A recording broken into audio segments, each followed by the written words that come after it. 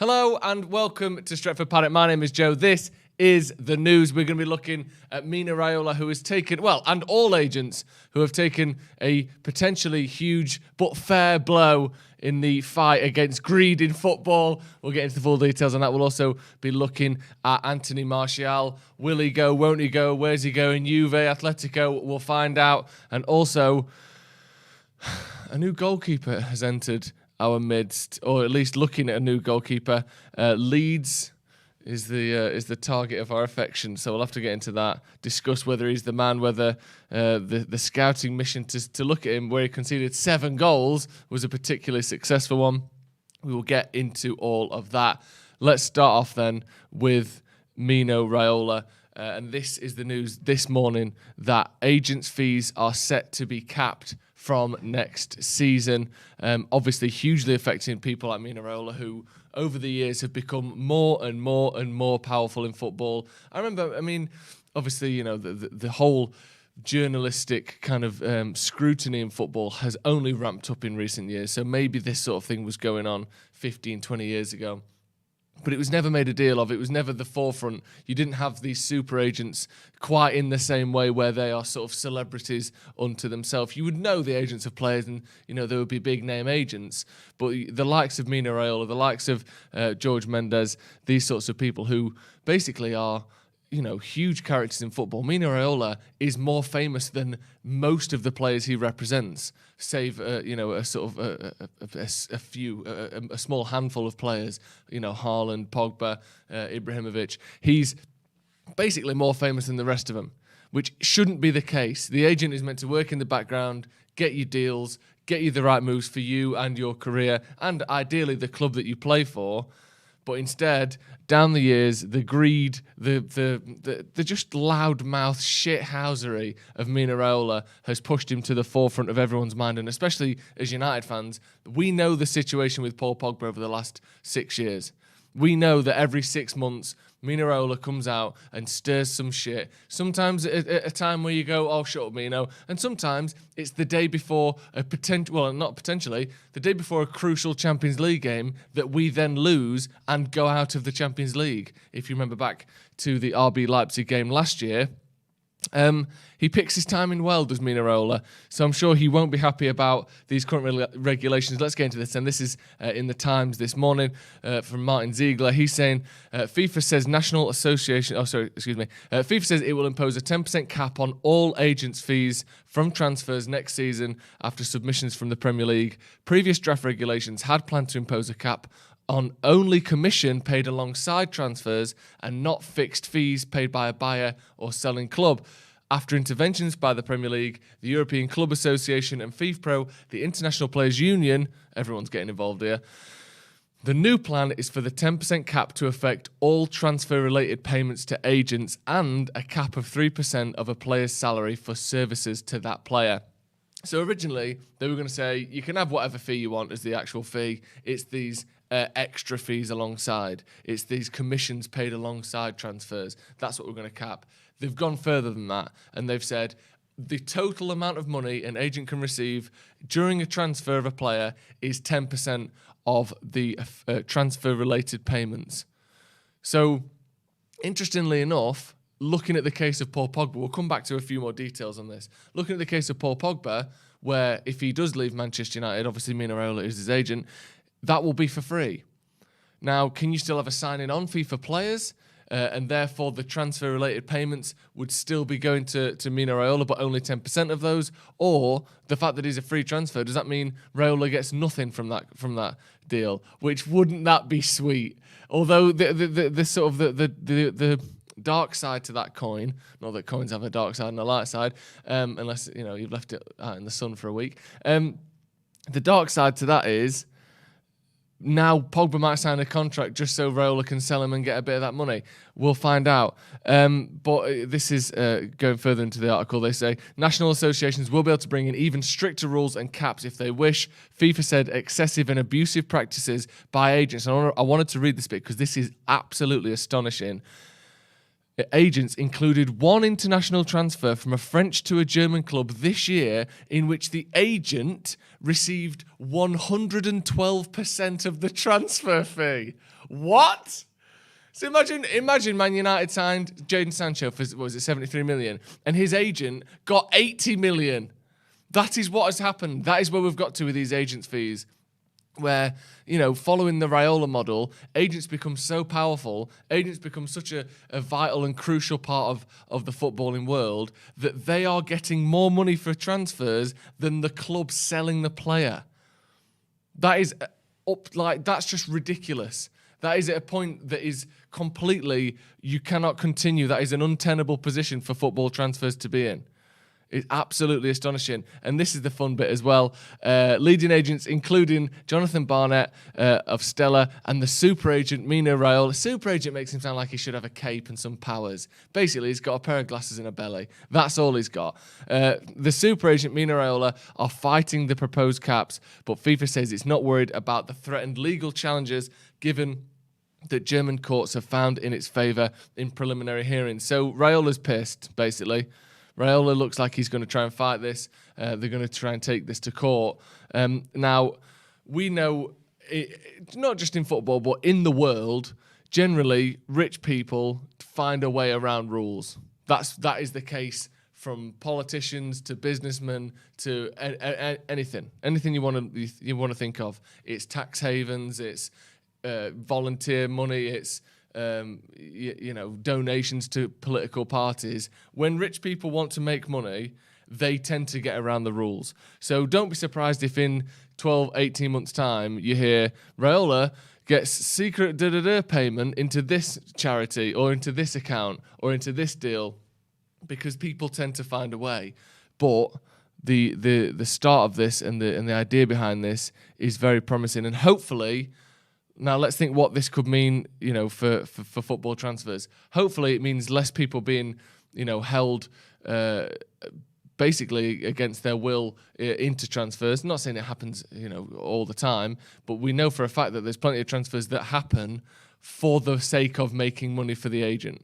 Like, look at that last deal that we mentioned there. A player going from France to Germany, and the agent makes 112% of the transfer fee. Do you not think that agent might well have been trying to force that deal through? When the agents have so much power, you now have a second person that is basically benefiting from every deal. You look at these players who get shipped around club to club to club to club for loads of money, and I'm not saying, someone like Lukaku's doing this, but you look at the amount of money that's been spent on Lukaku, 200 and something million in his career. If you're getting 30, 40% of that as his agent, you've made 50 million quid off Romelu Lukaku. And all you're doing is just helping a bloke have a career. Now, maybe if there's slightly less power, there's slightly less money, this emphasis on big money moves won't be quite so big. And also, running down contracts. As it stands, you have these big signing on fees when you sign a free player, and a lot of that money goes to the agent. If that money is capped, then maybe those moves won't be allowed to happen, or won't be encouraged to happen quite as often. You look at the Paul Pogba situation at Manchester United. If at the end of all this, Raiola gets zero because Paul Pogba goes on a free transfer, well, maybe he'd have been more keen to sign a deal. Maybe he would have encouraged his client to sign a deal in the last 5.5 years. So maybe we can get a little bit more of a fair and football-based decision making. That's the other problem. Footballers are so rich these days that, generally speaking, if you're in a top-flight team in one of the top 5 leagues in the world, you probably don't have to worry about money for the rest of your life off of one contract.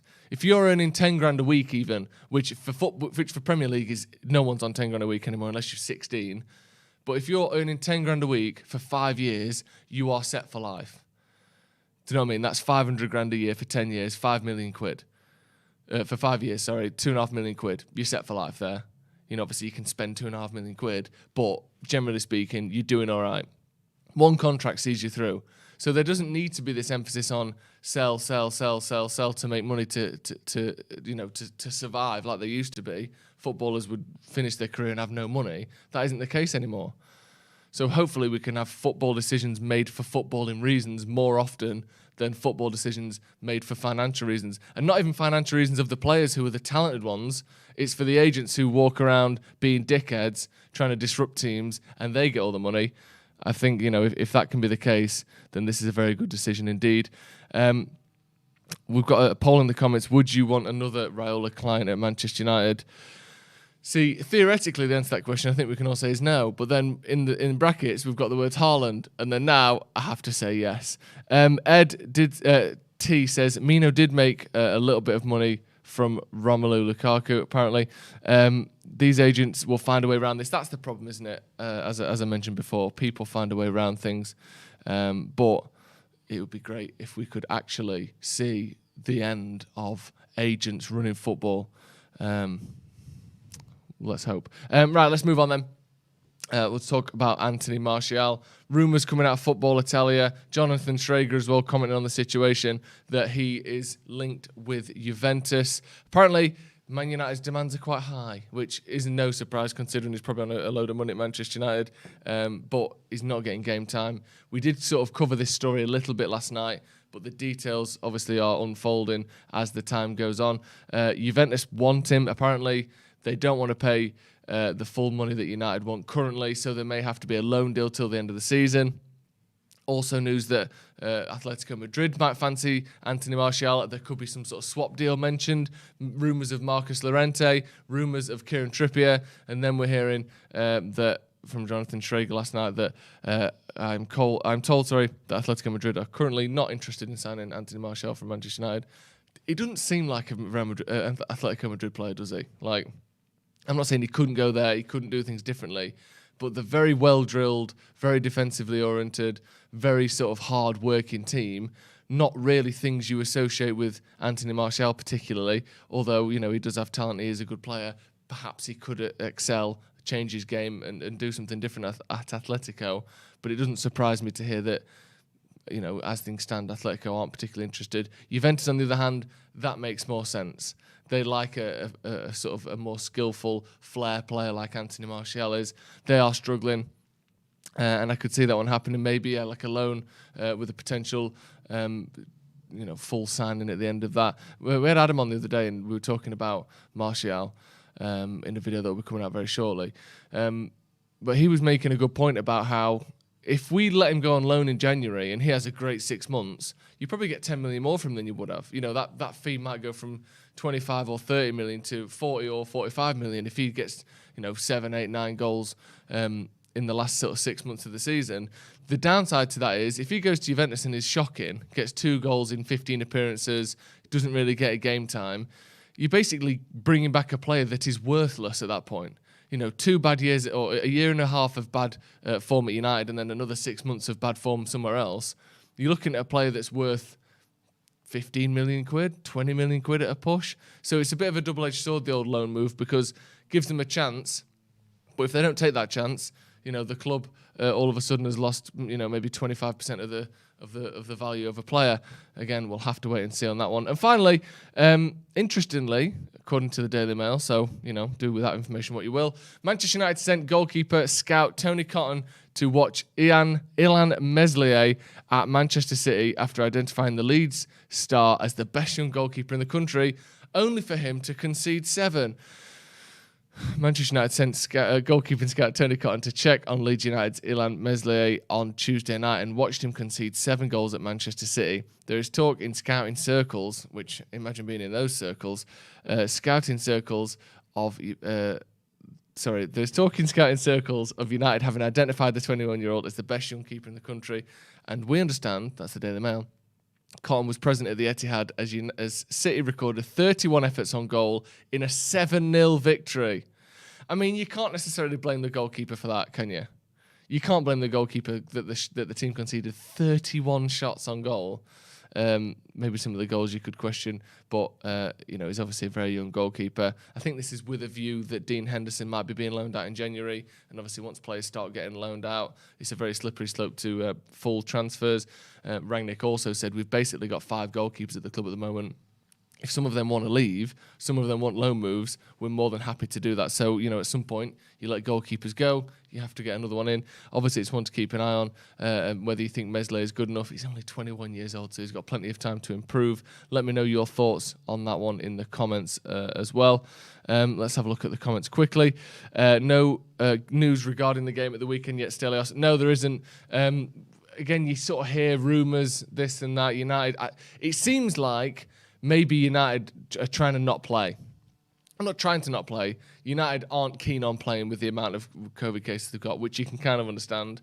The rumours on Sky Sports or news on Sky Sports yesterday was that the Premier League are very keen for everyone to play unless you only have 14 players or less, or unless you have less than 14 players.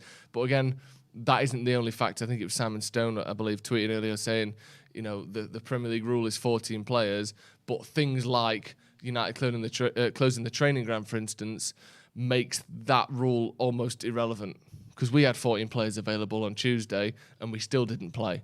So I think there's obviously mitigating circumstances that the whole 14 players available thing isn't always enforced particularly strictly. Stelio says we're going to ruin the future of our schedule if we keep postponing games. What can you do? Obviously United, I'm sure, are bearing that in mind. Yes, we get a couple of games off now. We allow another week or so to kind of understand Rangnick's tactics, but that means at some point in the season we're probably playing 3 games a week.